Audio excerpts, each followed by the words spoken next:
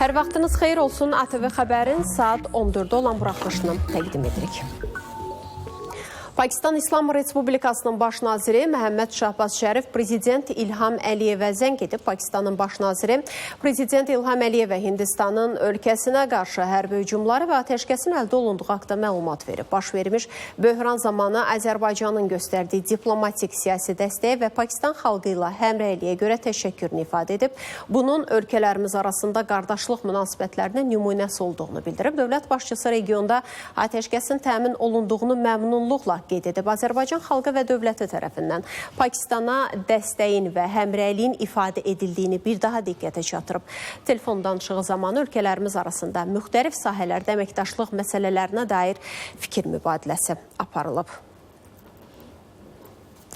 Prezident İlham Əliyev Albaniya Respublikasının baş naziri Edi Ramaya təbrik məktubu ünvanlayıb. Albaniyada keçirilən parlament seçkilərində Albaniya Sosialist Respublikasının qələbəsi münasibətilə bu ölkənin baş nazirini təbrik edib. Lideri olduğunuz partiyanın bu yeni uğuru Albaniyanın rifahı naminə həyata keçirdiyiniz ümummilli siyasətə çox şaxəli fəaliyyətinizə verilən yüksək qiymətin ifadəsi, xalqınızın sizə olan inam və dəstəyinin bariz təzahürüdür. Azərbaycan ilə Albaniya arasında qarşılıqlı hörmət və etimad ruhunda inkişaf edən dövlətlər arası münasibətlərin və əməkdaşlığın səviyyəsi məmnunluq doğurur. Əminəm ki, ölkələrimizi və xalqlarımızı birləşdirən dostluq əlaqələrinin daha da möhkəmləndirilməsi, qarşılıqlı faydalı əməkdaşlığımızın həm iki tərəfli, həm də çox tərəfli əsasda müvəffəqiyyətlə davam etdirilməsi yolunda bundan sonra da birgə səylər göstərəcəyik. Sizə möhkəm can sağlığı, xoşbəxtlik, dost Albaniya xalqının firavanlığı naminə məsul fəaliyyətinizdə uğurlular diləyirəm deyə məktubda qeyd olunub. ATV Xəbərə baxırsınız. Bakıda özünü iş adamı və Asiya ölkələrindən, eləcə də Çindən avtomobil idxal edən şirkətin rəhbəri kimi təqdim edib, dələduzluq edən şəxs həbs olunub. Vətəndaşların etibarından sui-istifadə edərək onlara külli miqdarda maddi ziyan vuran 34 yaşlı Azər Şirvanzadə Xətai rayon polis dairəsində başladılan cinayət işi üzrə məsuliyyətə cəlb olunub. Saxlanılan şəxs özünü müxtəlif şirkətlərin direktoru kimi təqdim etməklə icarə götürdüyü avtomobilləri lizing yolu ilə satan və xaricdən avtomobil gətirmək vədi ilə 19 vətəndaşın 300 min manatdan artıq pul vəsaitini dələduzluq yolu ilə ələ keçirib. Onun digər dələduzluq əməlləri də istisna edilmir. Barəsində həbs qəti imkan tədbiri seçilməklə istintaq hərəkətləri davam etdirilir. Xətai rayonu Babək prospektində ağır yol nəqliyyat hadisəsi baş verib. Bu barədə Nəqliyyatı İntellektual İdarəetmə Mərkəzindən məlumat verilib. Bugün səhər saatlarında 4 avtomobil bir-birinə çırpılıb. Hadisədən sonra ətrafdakı şəxslər avtomobilləri çeviriblər. Qeyd olunub ki, qəza səbəbindən mərkəz istiqamətində nəqliyyat sıxlığı yaranıb. Sıxlığın aradan qaldırılması üçün polis əməkdaşları tərəfindən tədbirlər görülüb. Hazırda faktla bağlı araşdırma aparılır. Ötən gün axşam saatlarında Goranboyun Dəyirmanlar kəndində 24 yaşlı Nazlı Xudaverdiyeva tirdən açılan atəş nəticəsində güllə yarası alıb. Təbibdən bildirilib ki, gənc qadın ötən gün saat 20:50 radələrində Gəncə şəhər birləşmiş xəstəxananın nəzdində olan Abbas Səhət adına xəstəxananın cərrahiyyə şöbəsinə yerləşdirilib. Pasiyentə zəruri tibbi yardımlar göstərilib, o əməliyyat edilib, vəziyyəti stabildir. Hadisənin ehtiyatsızlıq səbəbindən öncə Nazlı Xudaverdiyevanın 57 yaşlı qaynanası Gülxanım Xudaverdiyeva tərəfindən törədildiyi iddia olunsa da, sonradan müəyyən edilib ki, gəlinə tir tüfəngi ilə atəş açaraq ona xəsarət yetirən şəxs elə onun həyat yoldaşı olub. Hazırda faktla bağlı araşdırma aparılır. İrandan Azərbaycana 10 kiloqram narkotikin keçirilməsinə cəhd edilib. Bu barədə Dövlət Sərhəd Xidmətindən məlumat verilib. Qurumdan bildirilib ki, mayın 11-də Dövlət Sərhəd Xidmətinin Sərhəd Qoşunları Komandanlığının Lənkəran Sərhəd Dəstəsinin xidməti ərazisində aparılan sərhəd axtarışı və əməliyyat tədbirləri nəticəsində külli miqdarda narkotik vasitənin İrandan ölkəmizə keçirilməsinin qarşısı alınıb. Axtarış tədbirləri nəticəsində xidməti ərazidən ümumi çəkisi 10 kiloqram 320 qram narkotik vasitə olan marixuana aşkar olunaraq götürülüb. Fakt üzrə əməliyyat istintaq tədbirləri davam edir.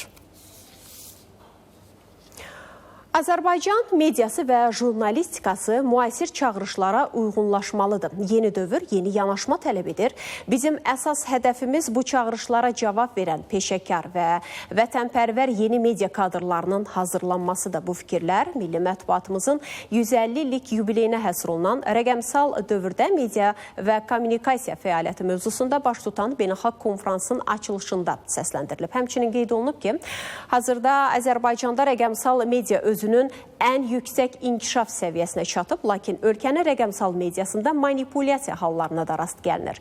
Cəmiyyətlərin inkişafı, informasiya mübadiləsinin sürəti və şəffaflığı artıq birbaşa rəqəmsal texnologiyaların səviyyəsindən asılıdır. Lakin hər bir inkişafın müsbət tərəfləri ilə yanaşı müəyyən mənfi cəhətləri də mövcuddur. Xüsusilə media sahəsində rəqəmsallaşma bəzən qeyri-peşəkarlığın, dezinformasiyanın və manipulyasiyanın yayılmasına səbəb olur. Bu səbəbdən də elə bu problemlərlə mübarizə yollarını müəyyənləşdirməli, müasir çağırışlara uyğun strategiyalar işləməliyik. Çıxışlar əsasında Azərbaycanın mədəniyyət paytaxtı olan Şuşada Mətbuat Muzeyinin yaradılması təklif olunub. Konferansda həmçinin Bakı Dövlət Universitetinin Jurnalistika Fakültəsinin təsis etdiyi Media Problemləri jurnalının təqdimatı da keçirilib. Qeyd edək ki, 3 gün davam edəcək konferansa ümumilikdə 300-ə yaxın məqalə və 100-ə yaxın tezis qəbul olunub. Tədbir zamanı medianın müxtəlif istiqamətləri üzrə 19 canlı, 24-ədək onlayn panel müzakirəsinin təşkili nəzərdə tutulur.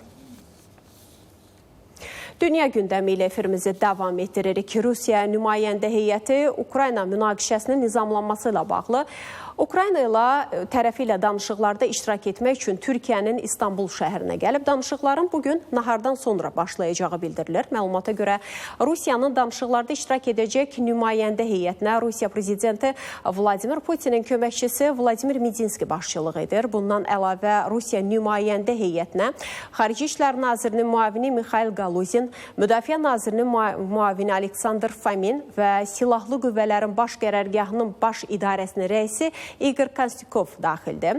Ukrayna tərəfindən isə danışıqlarda Prezident Ofisinin rəhbəri Andrey Yermak, Müdafiə Naziri Rüstəm Umerov, Xarici İşlər Naziri Andrey Sibiqa və Dövlət Başçısının müşaviri İqor Jovkova iştirak edəcək. Qeyd edək ki, Ukrayna Prezidenti Vladimir Zelenski də münaqişənin həlli ilə bağlı danışıqlar aparmaq üçün Türkiyəyə gedib. Yeri gəlmişkən, Rusiya və Ukrayna nümayəndə heyətləri arasında danışıqların başlanmasından əvvəl Türkiyə və Ukrayna prezidentləri Rəcəb Tayyip Erdoğan və Volodimir Zelenski arasında Ankarada görüş keçiriləcək.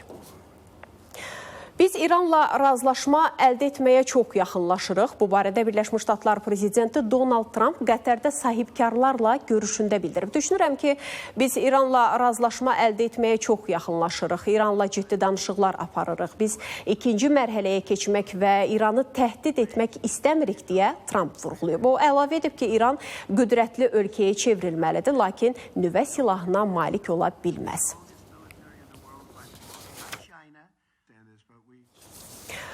İran Birləşmiş Ştatlar ilə nüvə sazişi imzalamağa hazırdır, amma bunun üçün bizə qarşı tətbiq edilən sanksiyalar dərhal ləğv edilməlidir. İranın ali lideri Ayətullah Əli Xameyni müşaviri Əli Şəmxani NBC News telekanalına müsahibəsində belə deyib. Şəmxani bildirib ki, İran heç vaxt nüvə silahı istehsal etmək niyyətində olmayıb və bundan sonra da etməyəcəyini öhdəsinə götürür. Bundan başqa İran silah kimi istifadə oluna biləcək yüksək zənginləşdirilmiş uran ehtiyatlarından imtina edəcək. Uranı yalnız mülki məqsədlər üçün lazım olan aşağı səviyyələrdə zənginləşdirməyə razı olacaq və bu prosesin beynəlxalq müfəttişlər tərəfindən nəzarət olunmasına şərait yaradacaq. Bütün bunlar qarşılığında isə İrana qarşı tətbiq olunan iqtisadi sanksiyalar dərhal ləğv edilməlidir deyə məlumatda qeyd olunur. İsrail Hərbi Hava Qüvvələrinin Qəzza zolağının cənubuna endirdiyi zərbələr nəticəsində azı 22 Fələstinli həyatını itirib. Bu barədə Qətərin Əl Cəzirə telekanalı məlumat yayıb. Məlumata görə hava hücumları bu gecə Xan Yunis şəhərindəki yaşayış məhəllələrinə indirilib. Nəticədə 100-dən çox insan xəsarət alıb.